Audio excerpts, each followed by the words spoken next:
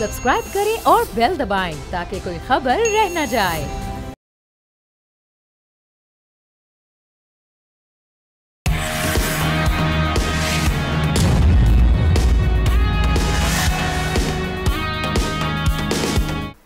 अस्सलामुअलैकुम नाजरीन, आप देख रहे हैं न्यूज़ पंच। मैं हूं आमना खटाना।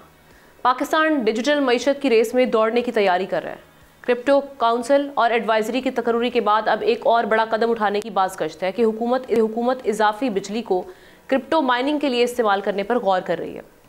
पाकिस्तान क्रिप्टो माइनिंग और ब्लॉकचेन डेटा सेंटर्स के लिए खुसूसी बिजली निर्ख पर गौर कर रहा है ताकि इजाफी बिजली कम लागत पर इस्तेमाल हो और सनत तरक्की करे।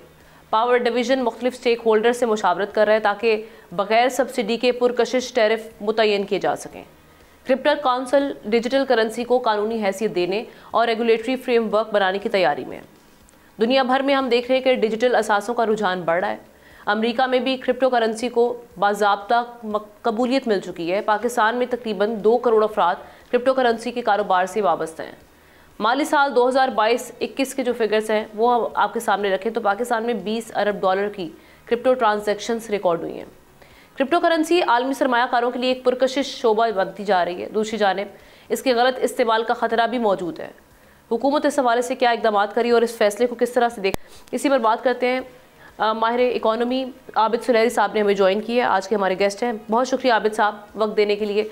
कैसे देख रहे हैं ये जो इजाफी बिजली को क्रिप्टो माइनिंग के लिए इस्तेमाल किया जाएगा, ये होता हुआ आपको दिखाई दे रहा है?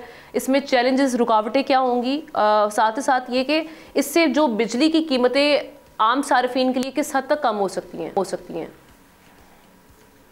देखिए, क्रिप्टो करेंसी को रेगुलेट करना और इसको फॉर्मलाइज करना, इस पे तो यही कहा जा सकता है देर आए दुरुस्त आए। माजी में हमने देखा कि चूंकि पाकिस्तान में इसकी कोई बाज़ाब्ता रेगुलेशन नहीं थी तो बहुत से अफराद जो थे वो अपने कीमती असासों से महरूम भी हुए, क्योंकि जब आपके पास कोई रूल्स एंड रेगुलेशन ना हो तो वहाँ पे धोखाधड़ी और फ्रॉड का ख़तरा भी रहता था। ये जो पाकिस्तान क्रिप्टो काउंसिल बनाना और ये नए इनिशिएटिव, ये इत्तफाक से जो प्रेसिडेंट ट्रंप का डिसीजन है जिसमें कि उन्होंने क्रिप्टो रिजर्व काउंसिल बना दी है और वो अमेरिका को इस वक्त क्रिप्टो करेंसी का आलमी हब बनाना चाह रहे हैं। एक उन्होंने 5 क्रिप्टो करेंसी बास्केट जो है उसका जो है वो भी क़याम यूएस में अमल में लाया गया है। तो ये वक्त की बड़ी अहम ज़रूरत थी कि पाकिस्तान जो है वो इन बदलती हुई तब्दीलियों को के साथ अपने आप को वॉल्व करता, हम आहंग होता, ताकि हम ये एक इम्पॉर्टेंट अपॉर्चुनिटी जो है वो मिस ना करते। उसके बाद जो सेकंड क्रिप्टो माइनिंग पे जो अभी बातचीत हो रही है, आई थिंक थोड़ा सा ये इन्फेंसी स्टेज पे है। हमें देखना होगा कि पाकिस्तान में ये ब्लॉकचेन हब्स जो हैं वो कितने आते हैं, हमारे पास कितने ऐसे जो हैं इंडिजिनस जो हैं वो रिसोर्सेज मौजूद हैं और इंडिजिनस कैपेसिटीज़ मौजूद हैं कि पाकिस्तान में क्रिप्टो माइनिंग की जा सके। लेकिन यकीनी तौर पे जिस तेज़ी के साथ दुनिया जो है वो अडॉप्ट कर रही है क्रिप्टो करेंसी को, और स्पेशली अमेरिका में इसकी मकबूलियत के बाद ये एक बड़ा अहम कदम होगा। और इस पे लेकिन आबिद साहब, हमारे पास हम ये बात तो करते रहे हैं कि डिमांड कम है लेकिन बिजली ज़्यादा है। अभी भी अगर हम बात करें, लेकिन इसके जो खर्च आता है सबसे बड़ा बिटकॉइन की माइनिंग पे वो बिजली का आता है, 60 से 70% ये समझा जाता है। और अगर हम इसकी सालाना माइनिंग की बात करें तकरीबन 130 टेरावाट आवर बिजली इस्तेमाल होती है। इतना पाकिस्तान कर पाएगा? इतनी बिजली आप समझते हैं कि उसकी कंजम्पशन वहाँ पर जाए? देखिए, ये ग्रेजुअल प्रोसेस होगा। मेरा नहीं ख्याल कि यहाँ पे एकदम से इतनी ज़्यादा माइनिंग शुरू हो जाएगी कि पाकिस्तान की सारी इजाफी बिजली जो है वो उधर खपत उसकी हो सके। जैसा कि मैंने कहा कि हमें पहले तो ये भी देखना है कि हमारे पास बिजली के अलावा जो टेक्निकल कैपेसिटीज़ हैं, जो हमारे पास क्रिप्टो माइनिंग स्पेशलिस्ट हैं, वो कितनी तादाद में मौजूद होंगे जो कि इस रेगुलेशन के तहत वाकई तौर पे इसको माइनिंग में आ सकें। अगर जब तक आपके पूरे वो रूल्स और रेगुलेशन जो हैं और एसओपीज़ जो हैं वो फाइनल नहीं होते हैं, ये कहना थोड़ा सा कबल वक्त होगा कि इससे कितने जो हैं इंटरेस्टेड पार्टीज़ इस पे आएंगी, इसकी बिजली की खपत कितनी होगी। लेकिन यकीनी तौर पे जबकि हम उस तरह के फैसले कर रहे हैं जिसमें कि सोलर को एनर्जी को इंसेंटिवाइज किया जा रहा है कि हमें कैपेसिटी पेमेंट चार्जेस पूरे करने हैं, वहाँ पे अगर क्रिप्टो माइनिंग के लिए इजाफी बिजली जो है वो इस्तेमाल होना शुरू हो जाए तो यकीनी तौर पे पाकिस्तान के जो कैपेसिटी पेमेंट चार्जेस का इशू है वो काफ़ी हद तक रिजॉल्व हो जाएगा। लेकिन मैं इसको फौरी तौर पर होता हुआ नहीं देख रहा, मेरा ख्याल है कि इसमें भी वक्त लगेगा। बिल्कुल ठीक है, और आप समझ रहे हैं वक्त दरकार है, लेकिन ये किस हद तक पाकिस्तान इससे इस्तेफादा हासिल कर सकता है? जैसे आप बात भी कर रहे थे कि दुनिया इस जानिब तेज़ी से बढ़ रही है, लेकिन इसमें हमें इंतहाई मोहतात भी रहना होगा, क्योंकि दहशतगर्दी में भी ये कहा जा रहा है क्रिप्टो करेंसी का इस्तेमाल किया जा रहा है, तो ये पाकिस्तान के लिए ये भी इटसेल्फ एक चैलेंज होगा। देखिए, जब आपके पास पाकिस्तान क्रिप्टो काउंसिल बन गई, उसके मेंबर्स आ गए, उसके लिए रूल्स और रेगुलेशन बन रहे हैं, तो ये तो फिर उसी तरीके से जैसे ये भी कहा जा सकता है कि जो हार्ड करेंसी है वो भी दहशतगर्दी में इस्तेमाल होती है या हो सकती है, तो उसके लिए स्टेट बैंक के अपने रूल्स हैं, उसके लिए आपके पास एंटी मनी लॉन्ड्रिंग और जो करेंसी स्मगलिंग है उसको रोकने के तरीके मौजूद हैं। तो इसी तरीके से क्रिप्टो के रेगुलेशन आ जाने से मेरा ख्याल है कि इसका जो गलत इस्तेमाल है उसको ज़्यादा मौसर तरीके से रोका जा सकता है, बनिस्बत इसके कि इसको बिल्कुल आज़ाद छोड़ दिया जाए और उस पर कोई रेगुलेशन ही ना हो, तो फिर तो उसके गलत इस्तेमाल के जो चांसेस है वो और ज़्यादा बढ़ जाएंगे। ठीक है, हम अपनी अगली स्टोरी की जानिब चलते हैं, फिर आपकी जानिब आती हूँ सवाल लेके। मौसमियाती तब्दीलियाँ हम देख रहे हैं नाज़रीन, दुनिया को अरबों नहीं खरबों का नुकसान पहुँचा चुकी हैं। UN के इदारे वर्ल्ड मेट्रोलॉजिकल ऑर्गेनाइजेशन के मुताबिक 1970 से 2021 के दौरान कुदरती आफात ने आलमी मईशत को $4 ट्रिलियन का धचका दिया। इन आफात के नतीजे में 20 लाख से ज़ायद ज़िंदगियाँ भी ज़ाया हो चुकी हैं। पाकिस्तान उन 10 ममालिक में शामिल है जो मौसमियाती तब्दीलियों के शदीद असरात झेल रहे हैं। मुल्क में औसत दर्जा हरारत में 0.63 डिग्री सेंटीग्रेड का इजाफा हो चुका है। कराची के साहिल पर समंदर की सतह भी बढ़ रही है, जो 2006 से 2015 के दौरान 3.6 मिलीमीटर सालाना की रफ्तार से बुलंद हुई है। पाकिस्तान में बारिशों का गैर मुतवाज़न रुझान भी एक बड़ा चैलेंज है। 1960 के बाद बारिशों में इजाफा देखा गया। खुश्क और साहली इलाकों में 10 से 15% कमी हो चुकी है। वज़ीर ख़जाना ने खबरदार किया है कि माहौलियाती तब्दीलियों के बायस ग़ज़ाई पैदावार और लाखों अफराद का ज़रिया माश भी ख़तरे में है। अब ये सारे मामला हमारे सामने, कैसे वो इसका मुकाबला कर सकते हैं? ये जो क्लाइमेट क्राइसिस हम देख रहे हैं, इसका बहरान पाया जा रहा है क्लाइमेट चेंज के हवाले से। आबिद साहब, एक जानिब हम देख रहे हैं कि इस हवाले से बातचीत भी हो रही है हुकूमती लेवल पर। वर्ल्ड बैंक से भी फाइनेंसिंग के लिए दरख्वास्त की गई थी, लेकिन वर्बल कमिटमेंट से हटकर हमें ये भी सोचने की ज़रूरत है, जैसे कि फाइनेंस मिनिस्टर खुद ये बात कर रहे हैं कि आपकी सस्टेनेबल इकोनॉमी और आपकी जो इन्वायरमेंटल ग्रोथ है वो हैंड इन हैंड है, उसके बगैर ये दोनों मामला एक दूसरे से मुंसलिक हैं, ये चल नहीं सकते। तो जब हमें ये इल्म है, इस चीज़ का इदराक भी है, तो हम दुनिया की जानिब क्यों देख रहे हैं जो कि अपने मसाइल में उलझी हुई है और वो इतनी इंटरेस्टेड नहीं है आपको फाइनेंस करने में? तो हमें खुद क्या इकदाम करने की ज़रूरत है, ऑल्दो कि हमारा हिस्सा बहुत कम है जो ग्रीन हाउस गैसेस एमिशंस है उसमें। देखिए, हिस्सा कम है या ज़्यादा है, ये बिल्कुल ऐसे ही है जैसे कि जब हम स्मॉग की बात करते हैं कि स्मॉग जो है वो लाहौर में जनरेट हो रही है, वो पोल्यूशन या वो इंडिया से आ रही है, मुतासर तो हम हो रहे हैं। तो इसी तरीके से अगर हम क्लाइमेट चेंज की बात करते हैं तो क्लाइमेट चेंज में गो कि हमारा हिस्सा अगर कम भी है उससे मुतासर तो हम हो रहे हैं। हमने 2022 के फ्लड्स को भी देखा, इस वक्त हमने खुश्क साली को भी देखा, अभी हम ये भी देख रहे हैं कि तरबेला और मंगला जो हैं वो डेड लेवल पर पहुँच रहे हैं। ग्लेशियर्स की जो मेल्टिंग है वो भी हमारे सामने है, और यही वजह है कि इस वक्त इकोनॉमी और क्लाइमेट चेंज से निपटना ये लाज़िम व मलज़ूम हो चुका है। आप देखें कि पूरी दुनिया इस वक्त कार्बन मार्केट्स की बात कर रही है, कार्बन ट्रेडिंग की बात कर रही है, कार्बन टैक्सेस की बात कर रही है।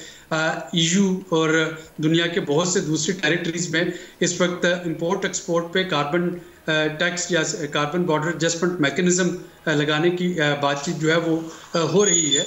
और ये वो तमाम चीज़ें हैं जो कि इस वक्त हमें अपने डोमेस्टिक लेवल पे तैयारियों को हमें देखना होगा कि हम किस तरीके से अपनी इकोनॉमी को ग्रीन कर सकते हैं, कैसे हम रिन्यूएबल एनर्जी की जानिब जा सकते हैं, हम अपना वाटर फुटप्रिंट कैसे कम कर सकते हैं, कार्बन फुटप्रिंट कैसे रिड्यूस कर सकते हैं, हम जो रिसाइकलिंग और रीयूज़ है, वेस्ट मटेरियल जो है उससे एनर्जी बनाना, वेस्ट मटेरियल को रीयूज करना। तो ये सारे मामला आपको हुकूमती सतह पर इस पर काम होता हुए दिखाई दे रहा है कि इस पे काम भी करें, क्लाइमेट रेजिलिएंट इंफ्रास्ट्रक्चर होगा।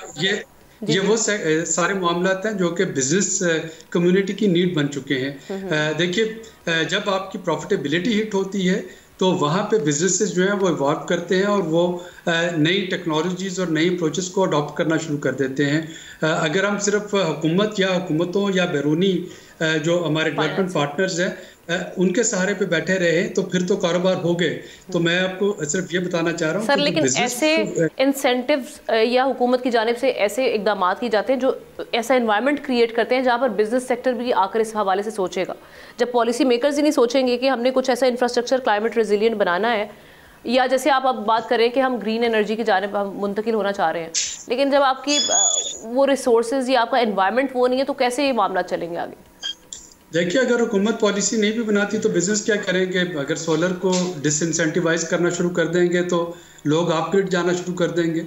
बिजनेसेस ने तो अब ये तो नहीं करना उन्होंने कि वो यूरोप में अपनी एक्सपोर्ट करें और उस पर वो उनको पेनल्टी पड़ रही हो कि उनका फॉसिल फ्यूल यूज हो रहा था, तो यही करेंगे। जैसे ईवी की हम बात कर लें, ईवी भी हम कह रहे हैं कि जी क्लाइमेट को देखते हुए हमें ईवी पे स्विच होने की ज़रूरत है, लेकिन दूसरी जानिब हम देख रहे हैं कि आपकी रोड्स की वो सूरत हाल नहीं है, ना ही आपने अभी वो इतने स्टेशन यहाँ पे प्लेस किए हुए हैं कि जिसकी वजह से हम ईवी के पे स्विच हो जाएं। तो गाड़ियाँ वो जो बना रहे हैं वो ईवी पे स्विच नहीं हो पा रहे। अगेन मैं बिल्कुल आपकी इस बात से मुत्तफिक हूँ कि हुकूमत को इसके लिए जो एक कंडूसिव इन्वायरमेंट है वो देना है, लेकिन अगर वो ना भी दे तो अगर पेट्रोल और डीजल की कीमतें बढ़ती चली जाएंगी तो ऑटोमेटिकली ईवी की तरफ अडॉप्शन ज़्यादा होती जाएगी। हमने देखा जब लोग CNG जो है वो अडॉप्ट करना शुरू हो गए, उससे पहले क्या एक दौर होता था जब लोग धड़ाधड़ अपनी गाड़ियों में डीजल इंजन रखवाते थे। तो मैं अगेन ये बताना चाह रहा हूँ कि यहाँ पे कंज्यूमर को पिंच होगा या यहाँ पे बिजनेस को पिंच होगा, उसकी प्रॉफिटेबिलिटी कम होगी।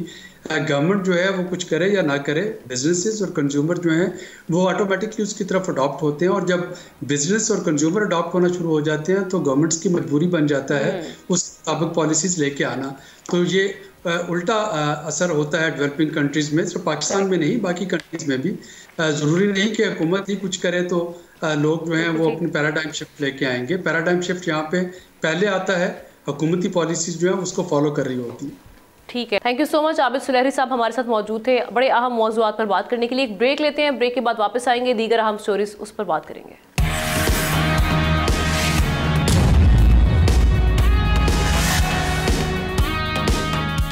Welcome back. अफगान सरजमीन के पाकिस्तान के खिलाफ मुसलसल इस्तेमाल ने खित्ते की सलामती पर सवालात उठा दिए हैं। पाकिस्तानी सिक्योरिटी फोर्सेस ने पाक अफगान सरहद पर दरअंदाजी की कोशिश नाकाम बनाते हुए 16 खवारिज को जहन्नुम वासिल किया। पाकिस्तान के नुमाइंदा खुसूसी बराए अफगानिस्तान मोहम्मद सादिक ने काबुल में अफगान हुकाम से मुलाकातें की, मुसलसल राब्ते और बाहमी मफाद पर मबनी ताल्लुकात के अज़्म का इआदा किया। पाकिस्तान ने अफगान अबूरी हुकूमत से मुतालबा किया है कि वो अपनी सरजमीन को पाकिस्तान के खिलाफ दहशतगर्दी के लिए इस्तेमाल होने से रोके। इसके अलावा गैर कानूनी तौर पर मुकीम गैर मुल्कियों और अफगान सिटीज़न कार्ड होल्डर्स के इंतखला की आखिरी तारीख में सिर्फ 8 रोज़ बाकी हैं।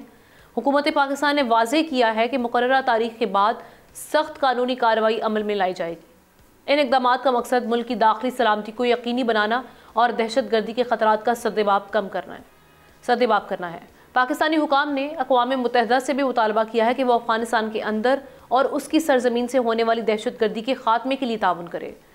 अब सवाल ये कि सिक्योरिटी फोर्सेस की कार्रवाइयाँ और पाकिस्तानी तालिबान का बढ़ता प्रोपेगेंडा रोकने के लिए हुकूमत को किन मुश्किलात का सामना किया है, इसी पर बात करते हैं। सीनियर एनालिस्ट ज़ाहिर शाह शराजी साहब ने हमें ज्वाइन किया है। शाह साहब, वेलकम कहेंगे आपको प्रोग्राम में।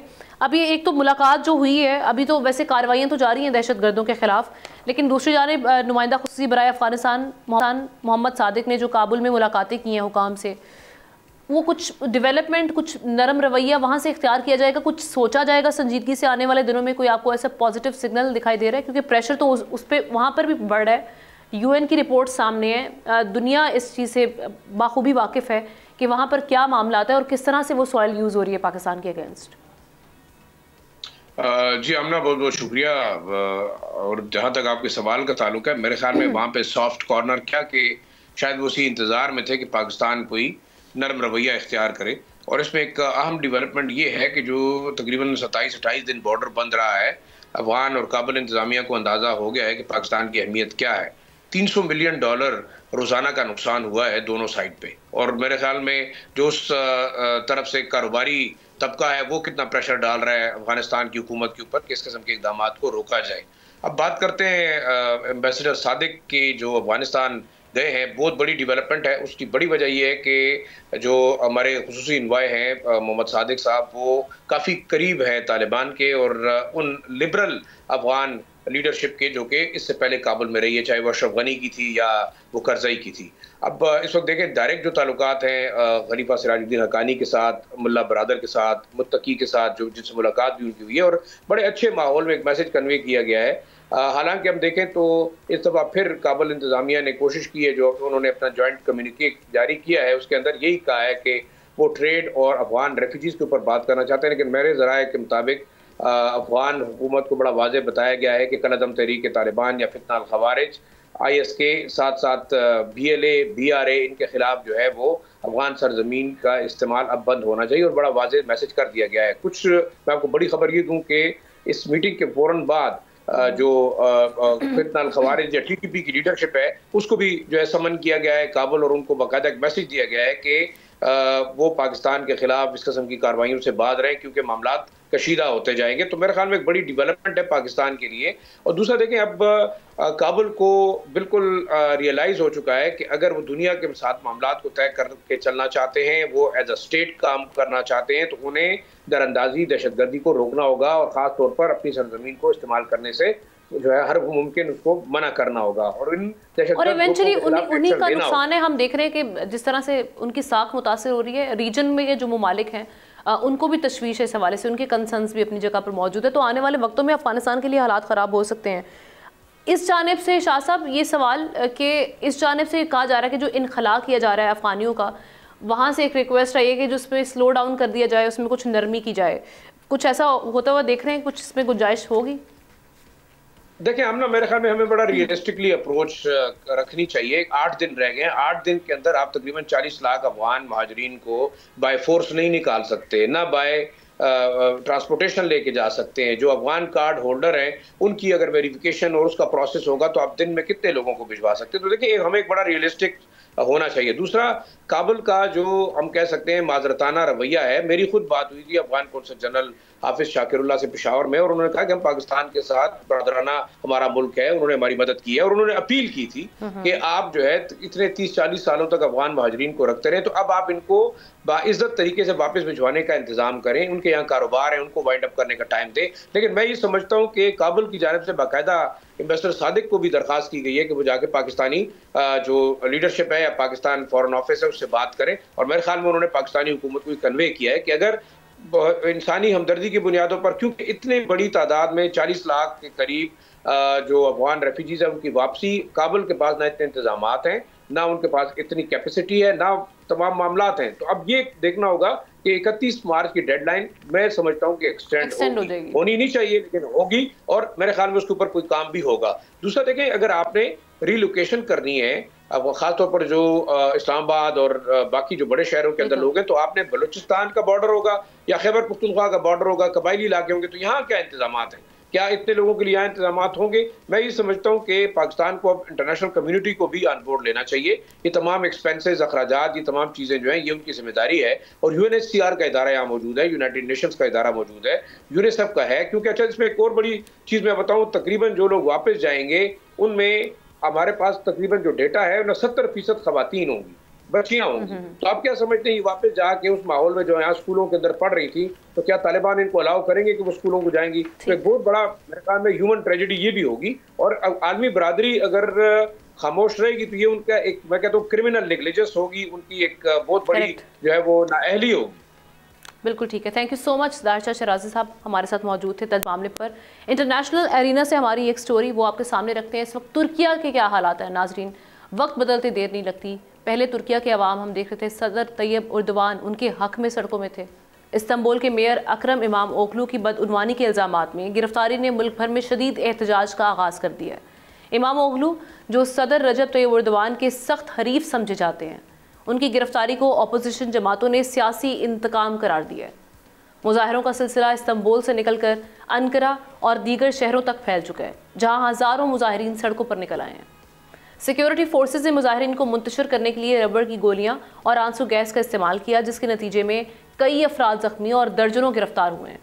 हुकूमत ने एहतजाजी मुजाहिरों को गैर कानूनी करार देते हुए अपोजिशन को सख्त वार्निंग जारी की है, लेकिन अवाम मानने को तैयार नहीं है। आलमी बरादरी ने भी इस सूरत हाल पर तशवीश का इजहार किया है, जबकि तुर्की की दाखिली सियासत में तनाव बढ़ता हुआ दिखाई दे रहा है। हालात किस जानिब क्या करेंगे, किससे पीछे हटना पड़ेगा, इसी पर बात करते हैं। हमें ज्वाइन किया आप अब्दुल्ला हमीद गुल साहब, चेयरमैन जवानाने पाकिस्तान, और मुख्तलिफ मामलात पर तज्जिया भी अपना पेश करते हैं माहिराना। अब्दुल्ला साहब, थैंक यू सो मच। कैसे देख रहे हैं तुर्की के हालात? देखते ही देखते बदल गए। पहले जब इलेक्शंस हुए थे, आई रिमेंबर, उस वक्त भी इन इलेक्शंस के हवाले से कहा जा रहा था कि ये इलेक्शंस मुतनाज़े हैं। इस तरह के जो मामला था बड़े कम मार्जिन से हमने देखा कि सदर तैयब उर्दवान जो हैं वो इक़्तिदार में आए, और उसके बाद अब इन हालात का बनना, ये किस वजह से वहाँ पर इन हालात ने ये रुख इख्तियार किया, आप क्या समझते हैं? बिस्मिल्लाहिर्रहमानिर्रहीम, बहुत शुक्रिया। देखें, जहाँ तक प्रेसिडेंट उर्दगान की बात है, उन्होंने बहुत अच्छे काम भी किए। वो एक बिल्कुल ही मुतवस्सत घराने से ताल्लुक़ है, और उसके बाद जो है वो उन्होंने अपना मेयरशिप के तौर पर ही अपना लोहा मनवाया, और ताकत कॉरिडोर्स के अंदर चलते चलते तकरीबन अब उनको 25 साल से ज़्यादा अरसा गुजर गया, जिसके अंदर वो एक मजबूत ताकत की पोजीशन के अंदर वो रहे। और उन्होंने जब तुर्किया एक ऐसे वक्त के अंदर उन्होंने संभाला जब तुर्की जो है वो कर्जा लेने वाला मुल्क था, और बाद में फिर इस मुकाम पे लाए कि वो तुर्की जो था वो कर्जा देने वाला मुल्क बन गया। और उसके अंदर जो है वो जाहिर है मगरिब के हवाले से पूरी दुनिया में उसने अपना एक लोहा मनवाया, अपनी डिफेंस इंडस्ट्री को फरोग दिया, और अपना जो एक यूनिक उनका जियोग्राफिक उनकी लोकेशन है जो आधा यूरोप और आधा एशिया के अंदर है, उसका भी उन्होंने भरपूर फायदा उठाया। अब इसके पीछे 2-3 मुहर्रकात हैं। इस दौरान के अंदर आपको पता है गोलान की भी जो एक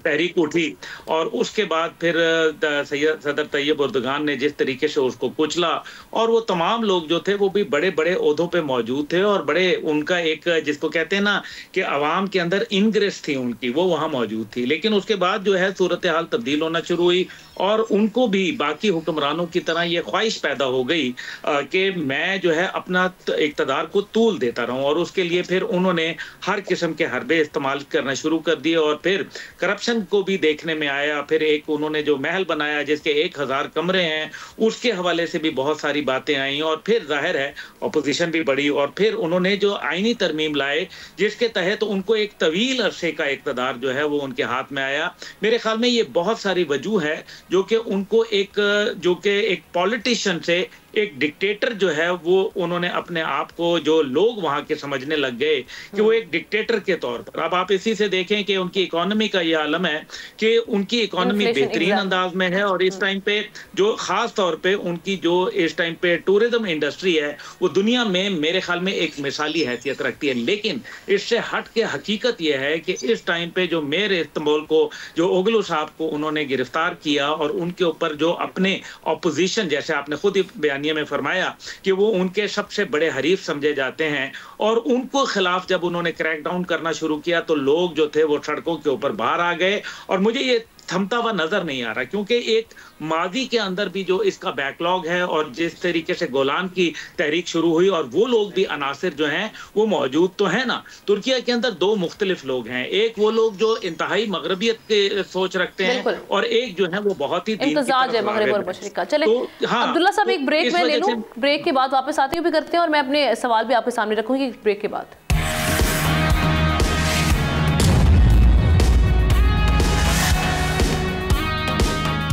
वेलकम बैक। अब्दुल्ला हमीद गुल साहब हमारे साथ मौजूद हैं, तुर्किया में बनने वाले हालात पर अपना तज्जिया पेश करें। अब्दुल्ला साहब, ये आप कंटिन्यू कीजिएगा, लेकिन ऐड ऑन कर लें मेरा ये सवाल कि आने वाले दिनों में आप समझते हैं कि जो सदर तैयब उर्दवान है उनका जो इक़्तिदार है वो सस्टेन कर पाएगा और वो हालात काबू में कर लेंगे? एक हम ये भी देखते हैं कि एक परसेप्शन ये भी पाया जाता है कि जब आपके साथ आपकी इस्टेब्लिशमेंट एक पेज पर हो तो वो मामला संभल जाते हैं। अब चूंकि हम देख रहे हैं ऑपोजिशन सड़कों पर है वहाँ पर, लेकिन वहाँ की जो इस्टेब्लिशमेंट के मामला हैं, क्या वो एक पेज वहाँ पर बरकरार है? देखिए, ये बड़ा अहम सवाल है, और इसको मेरे ख्याल में अर्ली टू प्रेडिक्ट करने वाली बात है। लेकिन ये नज़र ये आ रहा है कि एक और गेम भी चल रही है, और वो है इंटरनेशनल गेम। एक तरफ अमेरिका जो है वो देख रहा है कि नेटो को बरकरार रखना चाहता है, और दूसरी जानिब नेटो के अंदर बरकरार रखने में सबसे ज़्यादा जो अहमियत का हाथ है वो है इस टाइम पे सदर तैयब उर्दगान के पास, तुर्किया के पास। क्योंकि अभी जो देखा गया कि यूक्रेन के मामले के ऊपर जो एक तनाज़ा आया और यूरोप ने जो है अपना एक पलटा खाया, तो ये मामलात भी मौजूद हैं। इस सूरत के अंदर जाहिर है इंटरनेशनल जो कुव्वतें हैं वो भी अपना किरदार जरूर अदा करती हैं। और याद रखिए कि एस्टैब्लिशमेंट कौन सी थी, ये वही एस्टैब्लिशमेंट थी जिसने प्रेसिडेंट अब्दुल्ला गुल, जो कि मेरे हमनाम हैं, वो जब तुर्किया के और वो इन्हीं तैयब एर्दोगान के साथ थे। अब आप मुझे ये बताइए कि प्रेसिडेंट अब्दुल्ला गुल की बेगम जो कि हिजाब करती थी, जब उनको एक सरकारी महफिल के अंदर जो है बुलाया गया जो कि फौजी प्रेमिसेस के अंदर थी, तो वो क्योंकि हिजाब वाली थी उनको वहां रोक दिया गया और कहा कि आप नहीं आ सकती क्योंकि आपका हिजाब जो है वो हमारी जो प्रोटोकॉल्स हैं उसके खिलाफ है। अब आप ये देखें, ये एस्टैब्लिशमेंट जो है वो क्या ओवरनाइट जो है वो चेंज हो जाएगी? तो ये भी एक जो दरमियान में फैक्टर है, आप इसको ये अगर सामने रखें तो आपको ये नजर आएगा कि इस टाइम पे एस्टैब्लिशमेंट कौन होती है। एस्टैब्लिशमेंट हमेशा विल ऑफ द पीपल के साथ जाती है, और अगर इस टाइम पे अवाम सड़कों के ऊपर है तो एस्टैब्लिशमेंट उनके खिलाफ बाहर नहीं निकलेगी। ये उनके माजी के जो एक्सपीरियंसेस हैं उसको सामने रखते हुए कोई भी एस्टैब्लिशमेंट। दूसरी जानिब जो है वो मशरिक वस्ता की जो सूरत हाल है वो आपके सामने है, और फिर उनके अंदर जो दहशतगर्दी के मामलात हैं वो भी आपके सामने है। अभी MIT जो उनकी इंटेलिजेंस, लेकिन हालात मुश्किल हैं एर्दोगान साहब के लिए। मेरा ख्याल है कि एर्दोगान साहब जो है इस बार उनके लिए इतना साजगार माहौल नहीं होगा जितना वो माजी के अंदर उनके लिए था, क्योंकि इस टाइम पे अवाम के अंदर एक रद्द अमल जो है वो मौजूद है। इस टाइम के अंदर वो वाली सूरत हाल नहीं है जिसके अंदर अवाम उनके हक में जो है वो निकल आए थे और लोग सड़कों के ऊपर थे।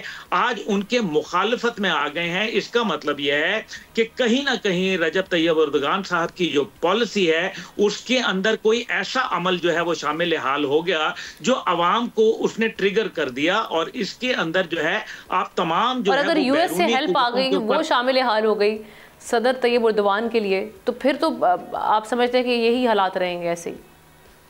हाँ, अगर देखें ना, क्योंकि ट्रंप कार्ड जो है वो तो उनके पास ही है, और अगर इस तरह की उनको फॉरेन असिस्टेंस आ जाती है, लेकिन उसके बावजूद अगर हम ये देखें तो फिर सदर तैयब एर्दोगान तो ये भी कहते रहे ना कि मगरब उनकी हुकूमत जो है वो गिराने के अंदर अपना किरदार अदा करता रहा, और यही गोलान साहब के ऊपर जो है उनका इल्जाम था। आज अगर वही मगरब उनके हक में हो जाए तो फिर वो तो सूरत हाल पाकिस्तान वाली हो जाएगी कि जिस तरीके से इमरान खान साहब कहते रहे कि जी वो मेरी हुकूमत जो है अमेरिका ने गिराई, और बाद में उसी से जो है वो मदद मांगने के लिए वो जो है वो चले गए। तो ये मेरे ख्याल में प्रेसिडेंट एर्दोगान के लिए एक बड़ा डाइसी सिचुएशन है, लेकिन बहरहाल उनको अपनी पॉलिसीज पे फौरन जो है रिवाइज करना चाहिए, क्योंकि वीकनेस जो है वो एग्रेशन को इनवाइट करेगी, और कंसेशंस तब आते हैं जब इंसान कॉन्फिडेंट होता है। अगर वो कॉन्फिडेंट हैं तो फिर वो अपने जो मद्दे मुकाबिल लोग हैं उनको कंसेशन देंगे, ना कि उनको आवाम से कनेक्ट होने की जरूरत है। अपनी जो पॉलिसीज हैं आप जो कह रहे हैं कि उनको रिविजिट करने की जरूरत है, से मामलात उनके निकल जाएंगे, जो कि फिलहाल वो कर रहे हैं। Thank you so much Abdullah Hamid गुल साहब हमारे साथ मौजूद। अपनी अगली स्टोरी की जाने बढ़ते हैं जो कि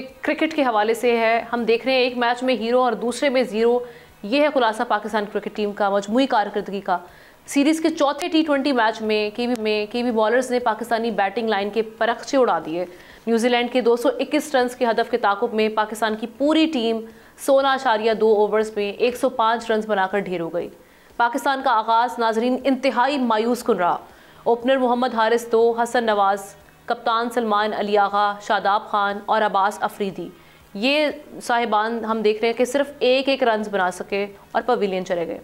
इससे पहले मैच में पाकिस्तान ने 9 विकेटों से फतह हासिल की थी, लेकिन दूसरे मैच में कारकर्दगी ढूंढने से नहीं मिली। दूसरे मैच में ग्लेन फिलिप्स की 63 रन की जारहाना इनिंग्स ने कीवीज की जीत में अहम किरदार अदा किया। पाकिस्तानी बॉलर्स की कारकर्दगी भी गैर मुस्तकिल रही, जिसका फ़ायदा न्यूजीलैंड के बल्लेबाजों ने खूब उठाया और सीरीज़ अपने नाम कर ली। अब हम ज़रा देखते हैं कि खुलासा कैसे किया जाए, इस पर हम तज्जिया लेंगे। फवाद मुस्तफ़ा साहब हमारे साथ मौजूद है। ये बड़ी ही हम दिन ब दिन हम देख रहे हैं कि पहले बात कर रहे थे कि जी ये खिलाड़ी निकाल दिए जाएँ, कप्तान चेंज कर दिया जाए, पुराने जो हैं वो उन चेहरों को ला के नए जो चेहरे हैं नया टैलेंट लाया जाए। उसके बाद भी वही हालात समझ से बाहर है। पहले हम कहते थे कि पाकिस्तानी टीम जो है वो अनप्रिडिक्टेबल है, अब इतनी प्रिडिक्टेबल हो गई है कि पता होता है कि मैच का रिजल्ट क्या आएगा। आपके इसमें तासुरात? पहले 10 ओवर से हमें इतने महंगे पड़े हैं, कल मैं तो हैरान थी देखकर। देखिए, हमारी क्रिकेट जो है ना उस सतह पे जा चुकी है जहां पर जब हम इन टॉप टीमों के अगेंस्ट खेलते हैं तो एक आध मैच हम जीत जाएंगे कभी कभार, वरना ज्यादातर हमें शिकस्त का ही सामना करना पड़ेगा। ये एक रियलिटी है जो बड़े अफसोस के साथ मुझे आपको बतानी पड़ रही है। हम ये रियलाइज नहीं कर रहे कि हमारी क्रिकेट यहाँ पर क्यों आ गई और हम इसे बेहतर कैसे कर सकते हैं। सबसे पहले हमें इसके बारे में सोचना पड़ेगा, तब जाके कोई बेहतरी आएगी। हमारे यहाँ जो लोग देखने वाले हैं वो भी उस चीज को समझने से कासिर हैं कि जी आपकी टीम इस सतह पे आ चुकी है कि जहां से अब आप नीचे की टीमों के साथ जब आपका मुकाबला होगा, ये आपको क्या लग रहा है सर, ये खिलाड़ियों के रवैये से कि ये शौक जो पहले वाला शौक था उसी से बाहर नहीं आ रहे, इसलिए कंटिन्यूसली हम जो है अपना बिल्कुल लूज कर चुके, कॉन्फिडेंस और रिवाइव कर ही नहीं पा रहे अपने क्रिकेट को, या फिर वो जो अब वेंटिलेटर तक हालात पहुंच गए हैं कि वो सर्जरी भी काम नहीं कुछ कर रही? देखिए, बात सर्जरी और वेंटिलेटर की नहीं है और ना ही रवैयों की है। जितनी आपकी पोटेंशियल है उसके मुताबिक आप डिलीवर करते हैं। तो ये जो बच्चे आजकल आ रहे हैं उनकी उतनी ही पोटेंशियल है, क्योंकि हम जिस सतह पे आपस में compete करते हुए आ रहे हैं वहां तो हम अच्छा कर जाते हैं, बट जब हम इंटरनेशनल लेवल पे बड़ी टीमों के अगेंस्ट खेलते हैं तो हम एक्सपोज हो जाते हैं। उसकी वजह ये है कि हमारी जो डोमेस्टिक क्रिकेट है वो इतनी कंपेटिटिव नहीं रह गई, और जो क्रिकेट बोर्ड है उस हवाले से उस चीज को उस जितनी बात हो गई है उसको उस तरह से ले नहीं रहा। अभी मैं रिसेंटली देख रहा था कि जी ये कहा गया कि हम एक टैलेंट हंट प्रोग्राम शुरू कर रहे हैं जहां पर हम 10,000 बच्चों को तलाश करेंगे कॉलेजेस से, और जहां तक ये बात है कि जी 10,000 बच्चे आपने तलाश करने हैं, मसला सारा 10,000 बच्चों का नहीं है। मेरे ख्याल से 10 सिर्फ अगर बाकिरदार उसूल पसंद कोचेज या उस्ताद तलाश किए जाएं कि वो जो शर्ट पे आपके स्टार लगा होता है उसकी इंपॉर्टेंस आपको बता दें और आपकी तरबियत उस हिसाब से करें कि जहां पैसा कमाना जरूर हो, लेकिन उससे ज्यादा इंपॉर्टेंट आपको इस चीज का एहसास दिलाना हो कि पाकिस्तान से खेलना कितना इंपॉर्टेंट है, और आप अगर अपने आप को एक जगह पे कुछ मनवाना चाहते हैं तो एक लेगेसी छोड़ के जाएं।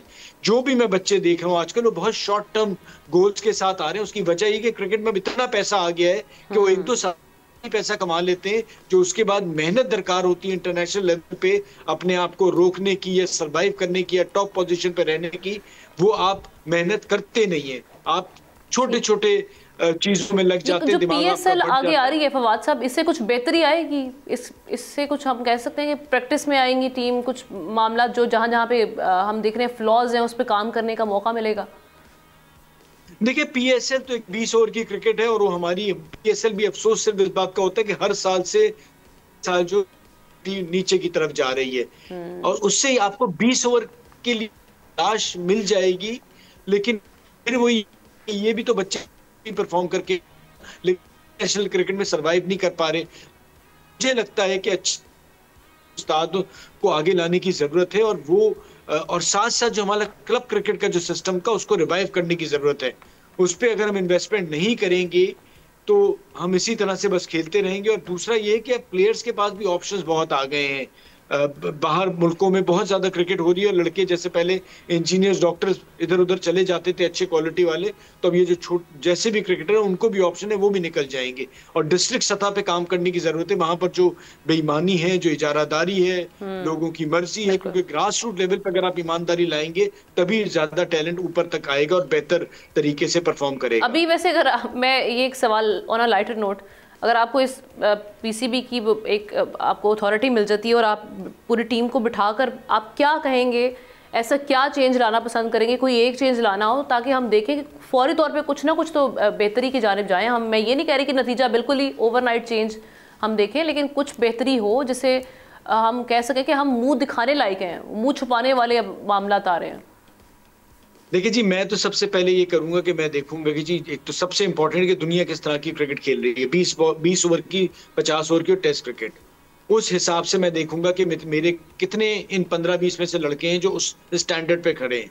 अगर 5 खड़े हैं तो मैं उन 5 को रखूंगा, और 3-4 महीने में कुछ ऐसा सेटअप बनाऊंगा कि मैं उन लड़कों को लेके आ जाऊं कि भले वो थोड़ा सा टाइम लें, लेकिन वो इतने बाकिरदार हों कि अगले 7-2 साल में डिलीवर करना शुरू हो जाए, और फिर उन्हें कंसिस्टेंटली बात करूंगा। यानी इंटेंट की कमी भी है ना यहाँ पर, जो कि बड़ी क्लियर है, बड़ी वाज़ेह तौर पर नहीं। बट देखिए इंटेंट तो उस वक्त होगा कि आप में अपनी एक्सपर्टीज कितनी है, आप काबिल कितने हैं। इंटेंट मेरे अंदर भी बहुत है, बट मेरे अंदर काबिलियत नहीं है।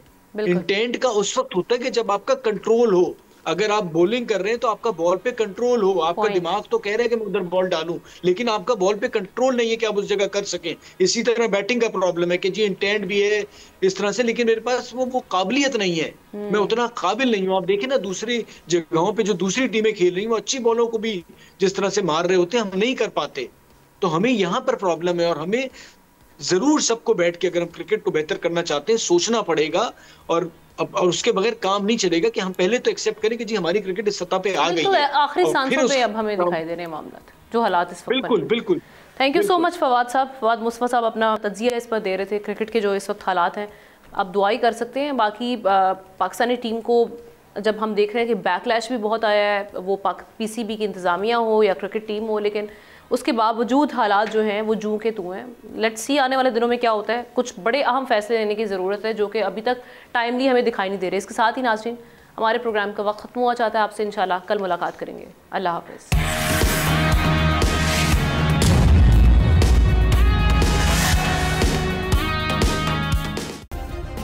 सब्सक्राइब करें और बेल दबाएं ताकि कोई खबर रह न जाए।